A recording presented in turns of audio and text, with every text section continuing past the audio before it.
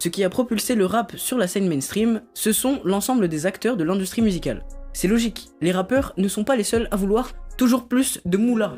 Les maisons de disques, les labels et même les radios fonctionnent tous selon les mêmes règles, celle de la matrice capitaliste. Alors non, le terme matrice ne fait pas de moi un complotiste, même s'il est évident que le président est reptilien. Cette matrice capitaliste, elle fait intervenir un principe essentiel, à savoir les lois du marché. En gros, quand tu cherches à avoir un Dracofeu shiny, tu es ce qu'on appelle la demande. Et ton pote, là, ce gros rat qui est prêt à te revendre sa carte 200 balles, c'est ce qu'on appelle l'offre. Pour l'industrie musicale, c'est pareil. Le nombre de personnes qui cherchent à acheter un album de Booba, c'est la demande, et les acteurs chargés de la distribution, c'est l'offre. Plus il y a de gens prêts à payer pour cet album, plus on a intérêt à en produire, et on comprend que c'est ce qu'il s'est passé. La demande a explosé au point de projeter le rap sur la scène mainstream. Avec la crise du disque en 2003, les maisons de disques les plus frileuses résilient des contrats avec les artistes de rap, une vraie aubaine pour les radios. La première à prendre le pari, c'est Skyrock, qui, comme son nom l'indique, est une radio de rock à la base. Malgré tout, on comprend que l'engagement des artistes est en partie limité par l'industrie, qui veut produire et vendre toujours plus afin de brasser un maximum d'oseille. Et là, on en revient à Jul, qui est indépendant et suit pourtant cette même logique. Il suffit de voir le nombre de sorties qu'il fait chaque année. Le gars est plus productif que n'importe quel mec dans le dev perso. Mais en contrepartie, c'est presque inévitablement un artiste très lisse dans son image et dans ses prises de position. A l'inverse, l'exemple de Freeze Corleone nous le montre, faire preuve d'engagement dans ses textes,